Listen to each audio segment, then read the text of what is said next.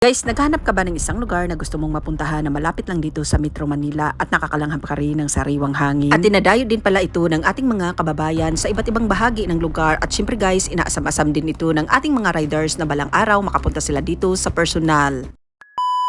Siya nga pala guys, mula Sukat, Muntinlupa, dito pala kami nagpaga sa May Petron sa Tansa, Cavite. Siya nga pala guys, bago pala kami nakarating sa aming destination, na pag-isipan muna namin na pumunta muna dito sa Walter Mart ng Tansa dahil nagugutom na talaga kami at napag-isipan namin na dito muna kami magtanghalian. By the way guys, mahigit alas 9 pala kami ng umaga nakaalis sa bahay, kaya naman dito pa lang sa Tansa, Cavite, nakaramdam na kami ng gutom. Guys, habang binabaybay pala namin ang kabaan ng kalsada bago kami makarating sa aming destination, napakagandang pagmasdan, maaliwalas at syempre guys, napalibutan pala ito ng mga maraming punong kahoy. Siya nga pala guys, suminto pala kami dito saglit para bibili ng bibingka at para naman matikman namin ang bibingka na gawa dito sa Nasugbo, Batangas. Guys, yung bibingka pala nila dito napakamura, biruin nyo naman, tag 10 piso lang ang isa. Kapag bibili ka naman ng 10 piraso guys, may dagdag yun na isa. Yung bibingka pala nila dito guys, may halong niyog. Siya nga pala guys, para sa akin, masarap pala ang bibingka nila dito bukod sa mura na. Nagtambay pala kami dito saglit guys, kumain at nagpahangin bago kami pupunta sa aming destination para naman ma-enjoy namin ang aming biyahe. Siya nga pala guys, ilang bisis na pala akong nakapunta dito mula nang naitayo ang tunnel. Nagustuhan ko kasi dito guys, bukod sa malapit na sa Metro Manila, malamig pa ang klima dito. Guys, sa hindi pa nakakalam, ito pala ang Kaibiyang Tunnel na dinadayo ng ating mga kababayan sa iba't ibang bahagi ng lugar at inaasam-asam din ito ng ating mga riders na balang araw makapunta sila dito sa personal. Guys, kapag pupunta pala kayo dito ng Sabado or di kaya Linggo, asahan nyo maraming mga riders ang pumupunta dito dahil mula noon hanggang ngayon dinadayo ito ng ating mga kababayan. Siya nga pala guys, sa hindi pa nakakaalam, ang Kaibiyang Tunnel, ito ang pinakamahabang tunnel sa Pilipinas. Tinayo pala ang tunnel noong 2009 at tinapos naman noong 2012 at binuksan sa publiko noong 2013. Siya nga pala guys, kaya naman lagi kaming pumupunta dito bukod kasi sa masisilayan mo ang napakagandang tunnel, matatanaw mo pa ang napakagandang kapaligiran. Malamig pala ang klima dito guys at higit sa lahat, malapit lang dito sa Metro Manila. Siya nga pala guys, dumiretso pala kami ng tunnel at ito pala ang matatanaw natin, napakaganda ng kapaligiran. Kaya kayo guys, kung kaya nyo, huwag kayong mukmok ng mukmok sa bahay. Umabas din kayo paminsan-minsan para ma-enjoy natin ang ating likas na yaman at ganda ng ating kalikasan. Siya nga pala guys, tingnan nyo naman, napakaganda ng kapaligiran. Kapag pupunta kayo dito guys, tiyak hindi mo alintana ang pagod at ang init dahil mag-i-enjoy ka sa mga magagandang tanawin dito sa personal. Guys, mahigit alas 2 pala kami ng hapon, pauwi pa lang sa bahay. Dito pa rin kami dumaan sa Kaibiyang Tunnel. Siya nga pala guys, marami palang mga riders dito kapag nasa loob ng tunnel, bumubusina sila. Dati guys, ginawa ko na rin yan pero ngayon hindi na, kunting ingat na lang sa pag-drive dahil medyo madilim at maraming mga riders ang nasa bungad ng tunnel. Siya nga pala guys, araw pala ngayon ng Linggo kaya maraming mga riders ang nandito. By the way guys, pwede pala itong papamilya, barkada at sa magjowa, at kung wala ka namang jowa guys, ikaw na lang mag-isa, tipid pa, charot! Siya nga pala guys, habang binabaybay namin ang kabaan ng kalsada, marami na ring mga riders ang pauwi. By the way guys, sa hindi pa nakakaalam, ang Kaibiyang Tunnel ay nagdudugtong sa Ternate, Cavite to Nasugbo, Batangas. Guys, ngayong araw pala, napakaganda ng panahon, napakaswabe ang biyahe. By the way guys, sa hindi pa nakakaalam, ang Kaibiyang Tunnel ay matatagpuan sa Barangay Santa Misa Mercedes Patungan, Maragondon, Cavite. Kaya ano pang hinihintay nyo guys, mag-rides na kayo para ma-enjoy nyo ang kalikasan at isama nyo na ang inyong pamilya, barkada at si jowa. See you in my next video guys. Babo!